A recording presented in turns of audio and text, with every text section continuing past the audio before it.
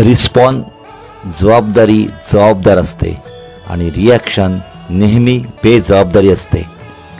Response देण्याचा गुणधर्म सगळ्यात सुंदरपणे आम्हाला कोण शिकवत असेल तर श्रीमंत हनुमान।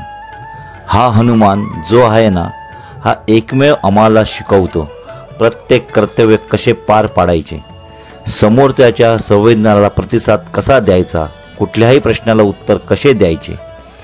अंजनीचा पुत्र म्हणूनही तो छान आहे। त्याने आईला दिलेला प्रत्येक प्रतिसाद सुंदर आहे।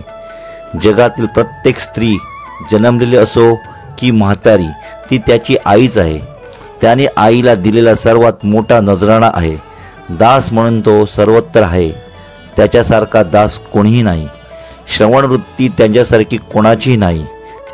राम जेव्हा बोलू लागतो तेव्हा हनुमंतांना दुसरं काही दिसत नाही, दुसरं काही ऐकू येत नाही।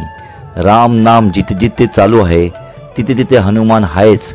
आम्हाला प्रश्न पडतो की त्याला राम नाम बोलायची गरज काय, तो स्वतःच देव होऊन बसलाय। पण ते तुम्ही त्याला देव म्हणता, तो स्वतःला देव म्हणायला तयार नाही।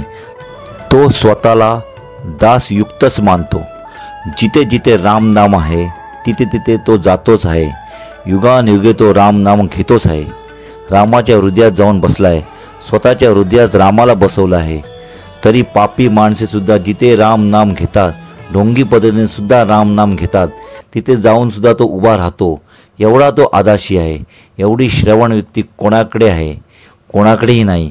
श्रीमंत हनुमान किलकम। आमचं नाव जर तुझ्या मुखाशी असेल तर घाबरतोय कशाला?